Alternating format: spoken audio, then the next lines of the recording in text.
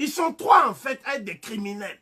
Il y a Napoléon Bonaparte, qui est un très grand criminel, et qui a proposé au général Riche, je pense, de rétablir l'esclavage ou d'exterminer la population de la Guadeloupe.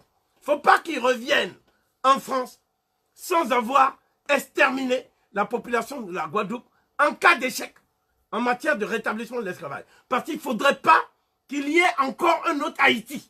C'est lui qui est aujourd'hui, si vous voulez, présenté comme la fierté de la France partout dans le monde. La France n'a pas à être fière d'avoir comme héros emblématique des criminels de la nature de Napoléon Bonaparte. Le deuxième plus grand criminel, c'est Léopold II. Léopold II a supprimé la vie de 10 millions. Les chiffres varient. Certains parlent de 14 millions de Congolais.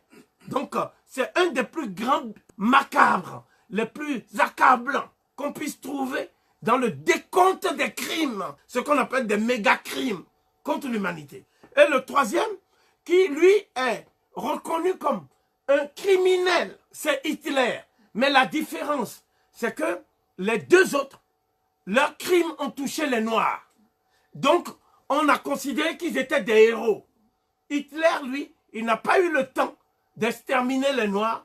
Il a d'abord exterminé les Blancs, et singulièrement les Juifs, et aussi les Tziganes, les homosexuels, les communistes, les infirmes.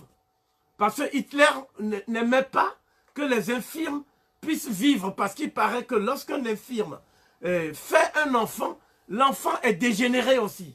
Donc il y avait des théories de l'eugénisme. Quelle est la différence entre ces trois plus grands criminels de l'histoire de l'humanité? Napoléon Bonaparte, il était ce qu'on appelle un criminel par préméditation. C'est-à-dire qu'il a prémédité ses crimes. Il les a même annoncés. Donc il y a deux phrases que nous pouvons rapidement citer. Donc il dit « Ma décision de détruire partout et par tous les moyens l'autorité des Noirs à Saint-Dominique, Haïti. Elles n'ont pas tant fondé sur des considérations de commerce et d'argent que sur la nécessité de bloquer à jamais la marche des Noirs dans le monde. Je veux des esclaves noirs dans toutes les colonies. La liberté est un aliment pour lequel l'estomac des nègres n'est pas préparé. Je crois qu'il faut saisir toutes les occasions pour leur rendre leur nourriture naturelle, entre parenthèses l'esclavage, en l'épurant des assaisonnements que commandent la justice et l'humanité. Je crois qu'il faut envoyer une force militaire considérable en Guadeloupe, non pas pour la réduire à ce qu'elle était, mais à ce qu'elle doit être et à ce qu'elle n'aurait jamais dû cesser d'être. Donc voilà comment parle Napoléon Bonaparte. Nous disons que le plus grand criminel de guerre de tous les temps, c'est Napoléon Bonaparte. Sur la base du nombre de vies supprimées par lui. Il a volé l'argent de la traite négrière grâce à Joséphine, l'impératrice. Donc c'est Joséphine qui a financé sa carrière avec l'argent de la traite négrière. Donc cela doit être connu de tous, parce que c'est un faux héros. Ce n'est pas un héros, c'est un anti-héros et c'est un criminel de guerre de la pire espèce.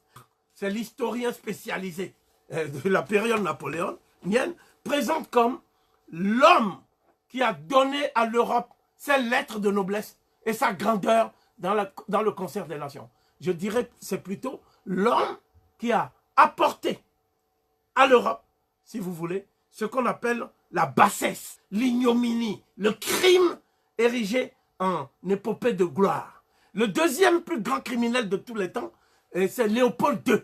Lui, il a fait 14 millions de victimes. Parce qu'il n'a pas tué que des Congolais. Il a tué aussi des gens du Rwanda, du Burundi. Et tout ça, mais c'est moins connu. Parce qu'il n'a pas coupé les mains et il n'a pas exhibé ces gens-là de cette manière. Donc, l'autre criminel de guerre, qui est effectivement un monstre de la même ampleur que Napoléon Bonaparte et Léopold II, c'est Hitler. Mais Hitler, il a commis la bévue de prendre pour cible des Blancs. Voilà pourquoi il est devenu l'incarnation du criminel par excellence. S'il avait pris pour cible des Noirs, il serait un héros. Voilà notre position.